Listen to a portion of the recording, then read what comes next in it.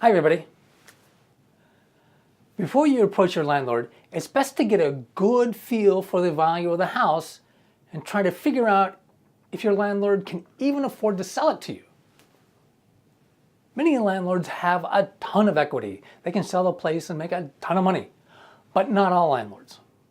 If you know your landlord bought the place 100 years ago and has a ton of equity, you can probably skip this video. On the other hand, some landlords bought at the top of the market in 2004, 5, 6, 7, or 8, and their properties are still worth less than what they paid for them back then. They may not be able to sell to you without losing money. So first, let's figure out the ballpark value of the house today, and then, if possible, how much your landlord paid for the house back then. It won't take long, maybe 30 minutes of online research to find out if your landlord can sell the house for more than they paid. In 38 states, you can actually find out exactly what your landlord paid or any other homeowner paid for a house.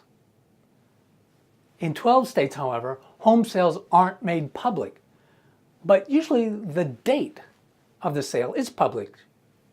And from there, you can usually guesstimate the ballpark sales price.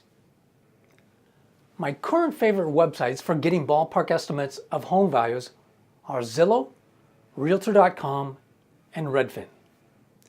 Go to Zillow.com, punch in the address into Zillow, and you'll see their Zestimate.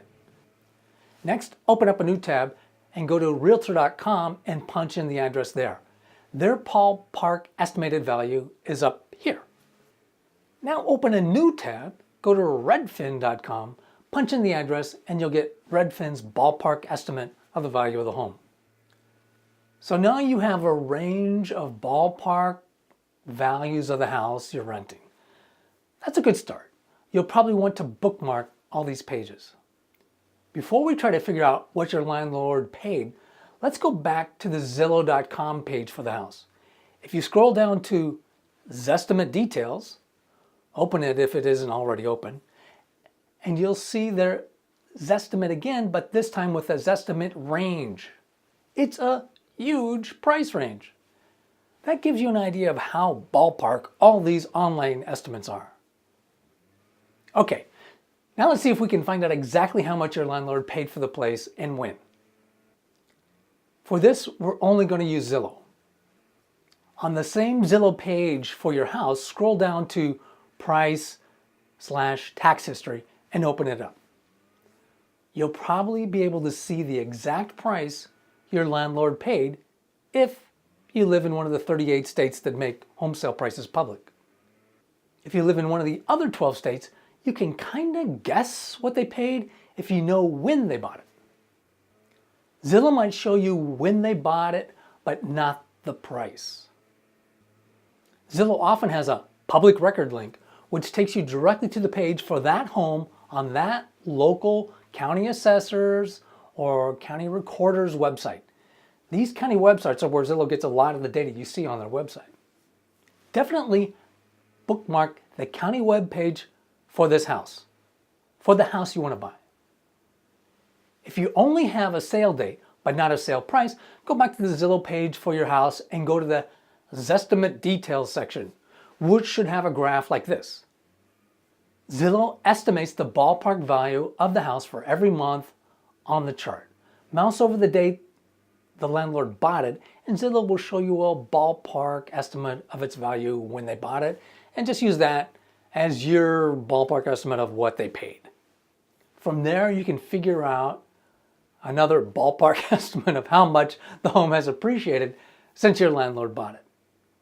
Okay, so now you have a ballpark idea of what the house is worth and the price your landlord paid for it. Maybe the exact price they paid for it. In most cases, your landlord will have a ton of equity. That means they can probably sell the place to you and make a lot of money. If your landlord doesn't have any equity in the house, they're not likely to want to sell it to you or to anyone else because they would lose money if they did. They would have to pay money to sell the house. Sorry about that. Nevertheless, you should still pitch the idea to buying the place to your landlord, but don't get your hopes up. They may only want to sell it to you if you pay a crazy high price. If, however, your landlord is near break-even, that could actually work to your advantage. Here's a pro tip for house buyers. Condo buyers can probably skip this last part. When you're on the county webpage or the Zillow webpage for the house, check all the details they have about your house and make sure it matches what you know about the house. If you know the house has 2 bathrooms, but the county only shows 1 bathroom, that might mean the bathroom was added somewhere along the line without the proper county or city permits. The addition could have been added decades ago.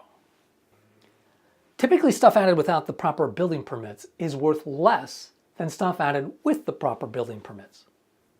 Be aware that when you sell this house or any other house, the buyers will do the same thing and will want a discount for anything added without the proper permits.